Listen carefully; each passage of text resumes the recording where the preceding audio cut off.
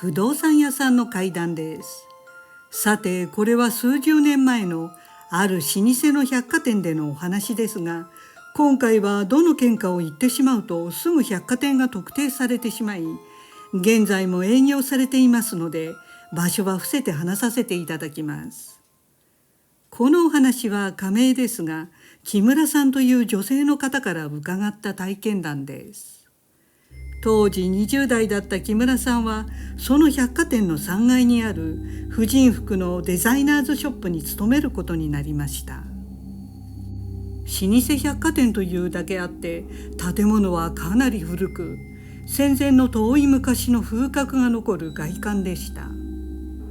内装はその時代時代に合わせて先端を行くデザインに改装されていましたが、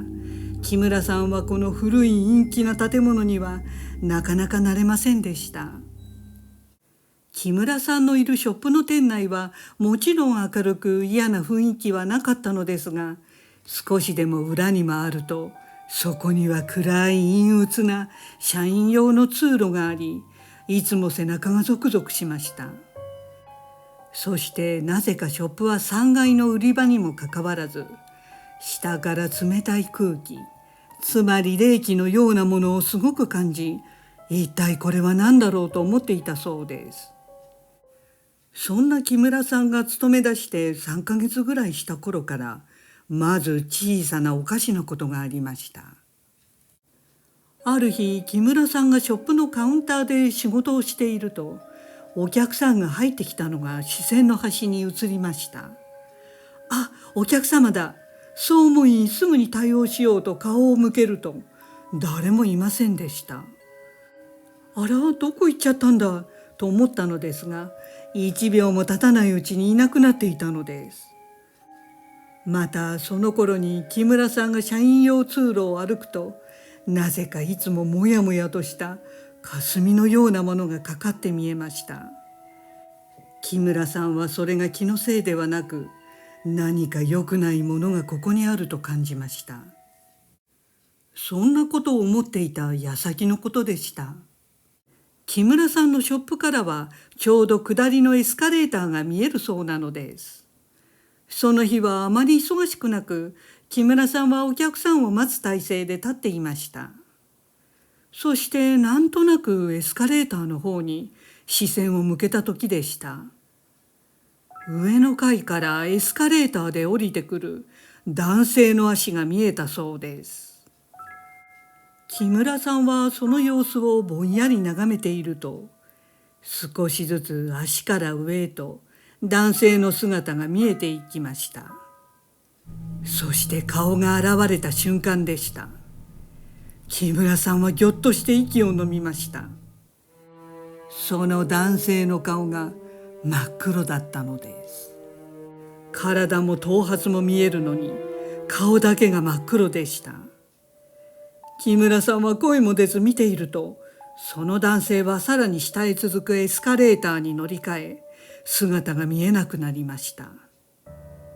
その男性の周辺だけが異空間のように見え、木村さんは自分が見たものが信じられませんでした。この時ついに木村さんも、この百貨店には得体の知れないものがいると確信しました。するとそんな時に偶然あるネットでの書き込みを見つけたそうです。それには木村さんの勤める百貨店の3階の在庫置き場で以前男性がしたそうで、それ以来その3階の現在はお客様用トイレになっているところですが、男性の霊が目撃されているということでした。その男性の霊の除霊などはされていないので、未だ霊はさまよっているそうです。それも尾ひれがついたかもしれませんが、結構な頻度で現れるようでした。それを読んで木村さんは、事実かは別としてそういった噂が立ついわくつきのフロアだったんだと納得しました。どうやら木村さんの勤め先はそもそも怪奇現象多発の噂がある百貨店だったようでした。でもその噂は始まりに過ぎず、その怪奇現象の真実がわかることになりました。木村さんが働くデザイナーズショップの隣のショップに仲良くなった友人の A さんが働いていたのですが、ちょうど昼休みの休憩になったので A さんが木村さんを誘ってきました。そして A さんが木村さんのショップに入ってきた時でした。プーンとある特殊な匂いがしました。それは火葬場で骨が焼けて上がってきた時に匂うあの独特の異臭だったそうです。実は木村さんは若くして何回も火葬場で骨を拾ったことがあり、この匂いは忘れようのないものでした。その匂いが友人の A さんからしたのです。木村さんは友人がどこかから亡くなった人の霊でも連れてきているのではと思いました。二人は怪談好きでよく霊の話などをしている仲でしたので、木村さんは冗談っぽく、火葬場で骨が焼ける匂いがするけど何か連れてきてないと聞きました。すると A さんは驚いて、ちょっと待って、怖いからやめてと怒られてしまったそうです。そして後日友人は木村さんにあることを話してくれました。それは人づてに聞いたことでしたが、実はこの百貨店の建っている土地とその周辺では、戦時中に空襲でたくさんの人が爆撃を受けて焼け死にました。そして若い世代の人は知らないのですが、その亡くなった人たちの遺体は百貨店の建っている土地の下に埋められたということでした。おそらくあまりの数の遺体で供養してお墓に埋めるなどということが間に合わず、そのまま片付けるように集めて土に埋められたのでしょう。戦争とはそういうものですね。ですから今でもたくさんの人骨がこの建物の下に埋まっていました。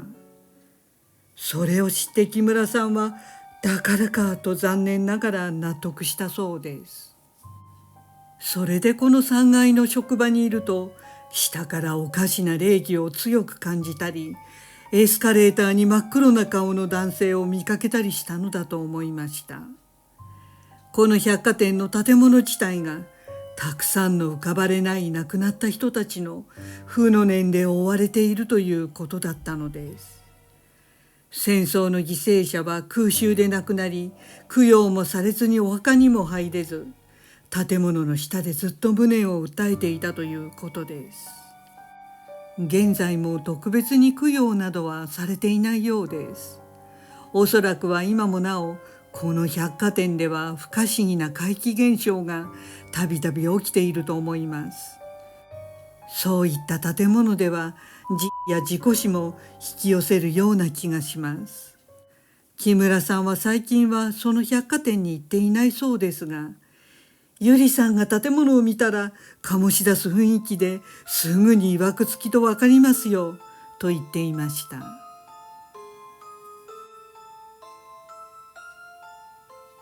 不動産屋さんの短い怪談です。これは決してオチのある話ではないのですが、訴えるものがあったのでご紹介します。それは東京に隣接した某県にお住まいの仮名ですが山田さんという男性の方の体験談です。その山田さんの自宅の2階の窓からはちょうど数軒先の家の同じく2階の窓が見えるそうです。平凡な家ですが山田さんはその家に最近 A さんという新しい家族が引っ越してきたのが分かっていました。それはある夕方のこと、山田さんが仕事から帰って2階の窓からなんとなくその A さんの家の方角を眺めていました。山田さんからは A さんの2階の部屋は明かりが灯っていたので中がよく見えたそうです。すると山田さんはハッとしました。その家の窓に奇妙な人影が映っていたのです。それは普通の人間の大きさではない巨大な人の影でした。見間違いかとさらに目を凝らして見てみると、それは上半身を山田さんの方角に向けて右腕を上に上げている人のようで、部屋の明かりに照らされ、そのシルエットがよく見えました。山田さんは部屋の明かりの加減で巨大に見えたのかとも思いましたが、気味が悪かったのでそれ以上見るのはやめたそうです。さて、その夜でした。深夜近くになった時、あの A さんの家の方角から子供の泣く声が聞こえてきました。あれ、子供が泣いてるなと山田さんは思いましたが、この辺で泣き声の子供ぐらいの年齢の子がいるのは A さん家族だけなことにも気がつきました。ああ、やっぱりあの A さんとこの子供が泣いているんだなとなんとなく思っていると、ごめんなさい、ごめんなさいとその子供が誰かに許しを請う声も聞こえてきました。山田さんはこんな夜遅くに親に叱られているのかなと少し不可解に思いました。それから少し経った時、また山田さんが夕方仕事の帰りにバイクや車の往来も激しい中、近道になる A さんの家の前を通りかかりました。その時も山田さんは A さんの家の2階にはあの大きな人影が立っているのが分かったそうです。それからも時折夜に A さん宅の方から子供のごめんなさいとか許してという泣き声が聞こえてきました。そんなある日のそれも夕刻の大間時、山田さんはまた2階の窓をなんとなく眺めていると、 A さんの家の窓に再びあの大きな影が現れました。山田さんは思わず見入っていました。するとその巨大な影は山田さんが見ていることに気がついたかのように、山田さんの方に向かって身を乗り出してきました。